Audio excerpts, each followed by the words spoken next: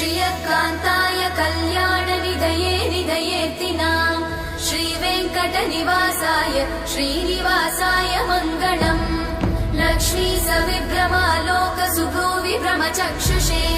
चक्षुषे सर्वलोकानां वेङ्कटेशाय मङ्गलम् श्रीवेङ्कटाद्रिशृङ्गाग्रमङ्गलाभरणाग्रये मङ्गलानां निवासाय श्रीनिवासाय मङ्गलम्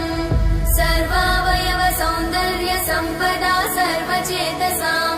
सदा सम्मोहनायास्तु वेङ्कटेशाय मङ्गलम् नित्याय निरवध्याय सत्यानन्दचिदात्मने